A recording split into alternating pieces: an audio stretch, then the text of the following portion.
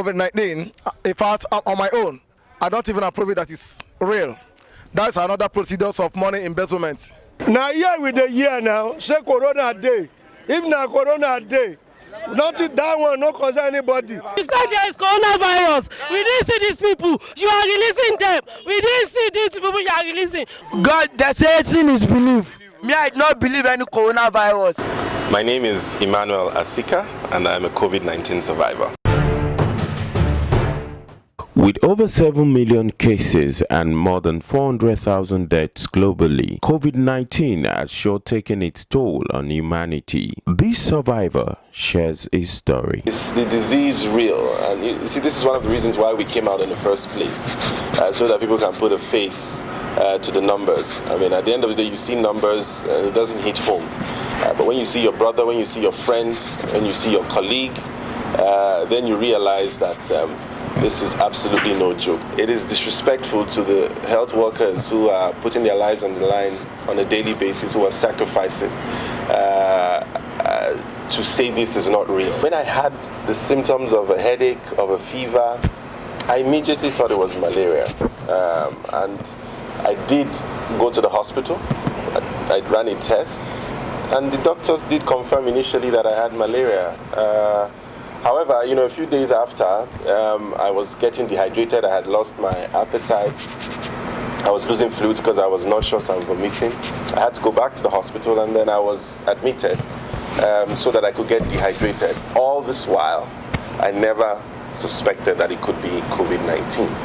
Now, when I stayed in the hospital for a couple of days, the doctor came to me and said, there's a new WHO addition to the symptoms of COVID-19, and that's diarrhea, which I had. I had diarrhea, I had nausea and vomiting. So he said these were signs, these were symptoms of 15% of the population of the guys who have been infected from COVID-19, so we better check.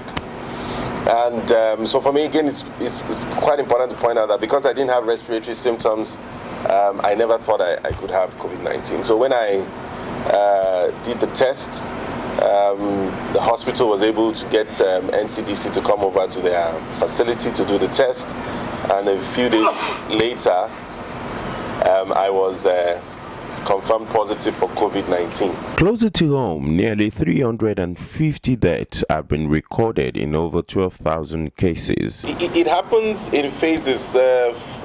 Fortunately, the pictures, I don't think a lot of the media have been allowed into the isolation center for you to actually see the reality of what's happening. And then most of the ones that the patients are able to give to the world are periods when they are having fun, periods when things are lighthearted. We were doing that when a lot of people were, feeling really good. But I was there and I did see people struggle. I saw people who went into depression. I saw grown men cry. It's crazy. I saw, we saw at the point where we all had to, rally around to help one of the ward mates. People had breathing difficulties because, when you have asthma as an underlying condition and then you have COVID-19, it's really a very tough process. We know that people were also on ventilators in Yaba. And then people died in Yaba. So it's a whole range of emotion, not just emotions, but experiences. And we are just privileged to see the beautiful ones, as it were. I also was at the point where I couldn't even pick phone calls because I was really, when you haven't eaten for almost 7-10 days, you can imagine how you feel. And they were bad. So there were very, very bad days. Those bad days, unfortunately, or should I say fortunately, are not making it out into the media space. And of course, who wants to show vulnerability? Nobody's going to put out those kind of pictures to show. I have pictures when I was lying down, when I had assisted, when they had the drips on me when I was in the hospital. I have very funny pictures like that, but nobody wants to put that out. Despite its spread, sensitization, education and awareness, majority in Nigeria still live in denial of COVID-19. Please don't be under any illusion. This disease is real. It's real. It's ravaging the country as we speak. I don't even think we have enough numbers to show the reality of the situation. It's closer than you think. So please be a bit paranoid about your safety, about your health, about ensuring that your immune system is being built up consistently. It's absolutely real, all right? And I am a testament to that. I said to some other people that, you can check me out and see if indeed there was a time people said that we are being paid to do this advocacy, but it's not. Okay, so that's the first thing, it's real. Second thing is that the only way we can defeat this disease is if we have more education, more awareness, and if we follow the safety protocols.